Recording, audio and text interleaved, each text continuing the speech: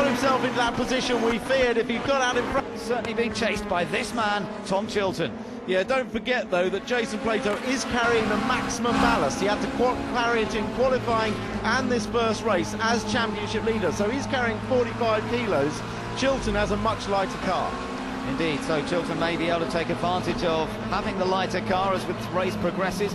Only 2 laps completed so far. Plato pretty good through the right-hander hairpin at Tarzan. They run along the back of the pits here, joined the outer track a little earlier on. But Chilton not able to take advantage through that chicane, so he's not really close enough. Now they're heading along to the banking. They take this absolutely flat out, and Tim, that's not too difficult in these cars. No, these cars are going through here flat at about 120 miles an hour, and down here just before the braking area. He finished third twice. One of them he got excluded from, but he managed to hold on to his third place in the third race of the day, and he is no doubt a star of the future, this young man.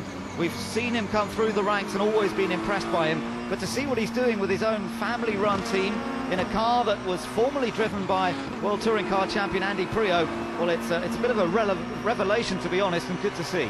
Yeah, they're doing a very good job. I spoke to the team yesterday evening, and they were a bit frustrated. They've been as high... Still very much together, but Jackson's struggling a bit with the back end of the car. Look to me, we're on board Colin Turkington. He's in 9th place behind his teammate Tom Onslow Cole. Well, I think that what's happened is that Colin Turkington's taken too much out of his tyres in that charge to the front, because he got as far as his teammate and just couldn't get any further. I don't think he's got any tyres left. Mike Jordan just up ahead, look up ahead.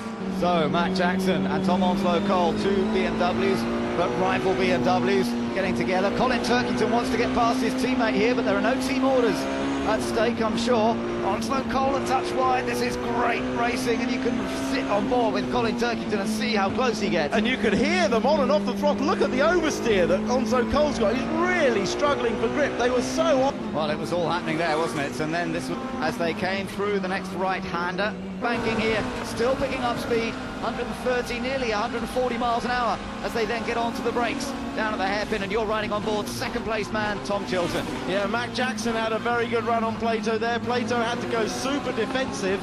That was happening behind your onboard car of Chilton. Past Onslow Cole, now has his mirrors filled with another BMW, and actually I'm not sure he's going to see a lot out of his right-hand mirror anyway, because it looks as though that might have suffered a little bit of damage. Matt Jackson, we're riding on board the youngster who's made such a strong start to his touring car career, both at Brands Hatch and here at Rockingham, and he wants to try and get past a former champion and the man who's currently leading the points. Great corner, this left-hander. The cars are really working through. There's Darren Turner, though, still trying to make up places. Turner now up to 7th and attacking Matt Allison for 6th. Yeah, and Darren Turner, the fastest lap of the race on the last lap, so he's now got into his stride. All the cars have got their tyre pressures up now. Tom Onslow Cole, who struggled just on that restart. Sorry, Tim, yeah, that was cutting it a bit fine. You saw him move his wing mirror in there on Darren Turner's car, but he is flying. Yeah, and indeed, Darren presumably set up and stuff, but he's hanging on to these 3 really well.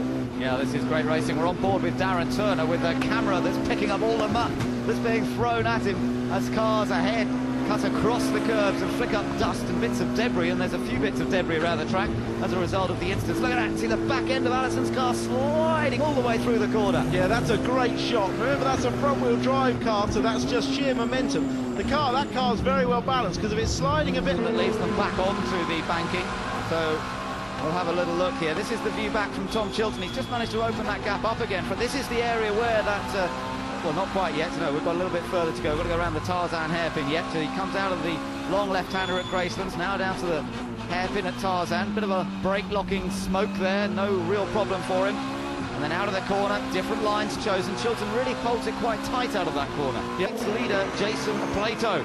So Plato down in 5th place, and just trying to stay out of trouble. He's going to keep the pressure on Matt Jackson. He's going to hope that Matt Jackson's tyres are not perhaps going to be holding up for the entire race distance. If Jackson is hard on the car, then of course the tyre wear becomes a bit more of an issue as we get into the latter stages of the race. Heavy braking here, and you see the Seat closes up a little bit, and that's understandable under braking.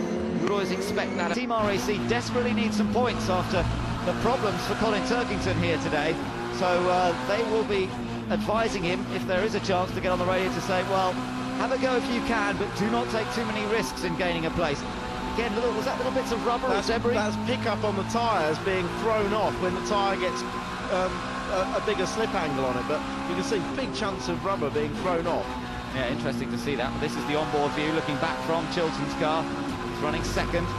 Again, they use a lot slightly there. Well, he is a rookie, and that's perhaps the evidence of it. He just thought he had it covered, and Chilton went for the late lunge down the inside. Well, he had it covered, but it's not as easy to brake as late on the inside because the camber falls away and you just can't stop the car, and he actually outbraked himself. Well, then Chilton was pushed back, but he got the place back. Look how the others have caught, including Plato. Yeah, Matt Jackson has a little bit of ballast on, as does Plato, but these two are well away now, and there could be a race between them. But perfect first lap for Plato. He's so nearly position for the first race of the day, but the car did not start. He had to push it to the side of the track. He then had to try and come from the back in race 2, and now he's got a real opportunity of finishing on the podium. But to do that, he's got to get past this car, and he's going to have a look down the inside. He's down the inside. Can he make the move stick? I think he's...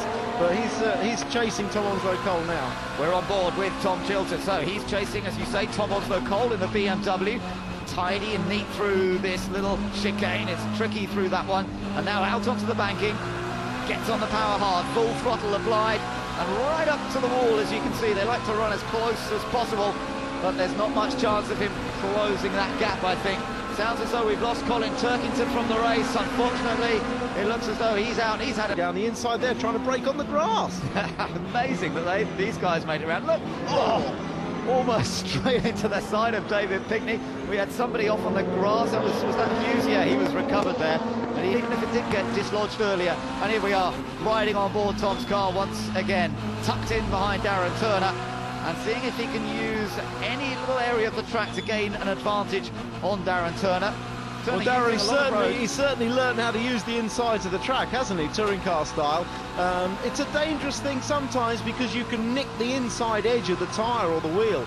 It happened actually in qualifying with one of the cars, but he's floating his car quite nicely over the inside curbs, and that's one thing we've seen the Seat is very good at. It's a great chassis, isn't it, that Seat? It's very nimble around these tighter corners. That's certainly where they seem to have their advantage, but then, as we've said, the Vauxhall's been very fast.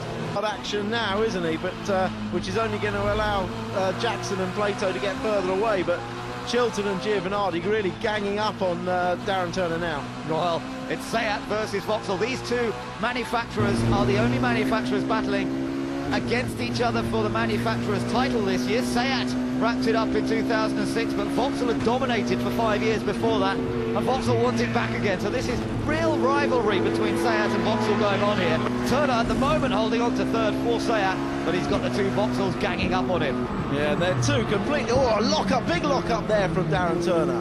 Big lock-up, but... 15 out of the 17 laps are on to lap number 16. Just under 2 laps to go. And they're all running out of time to make any further progress. Tom Chilton here, he's running in 4th place, has not been able to find a way past Darren Turner in the other Seat, and he's still got his own teammate to keep him honest. That's Giovanardi. As Chilton goes in a little deeper, we lose sight for a moment of Giovanardi and then see him again as he defends his place from those two Hondas. It's good hard racing at the top of the standings, but there's no doubt that Jason Plato's had a fairly easy time of it. He's not had to get himself involved in all this. He was very sensible at that first corner, taking it tight and avoiding the mayhem ahead of him, and he's driven an absolutely beautiful race ever since then.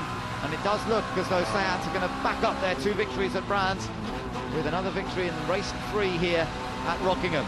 Good pictures again, looking back at Giovanardi. See how he cuts the corner just a little bit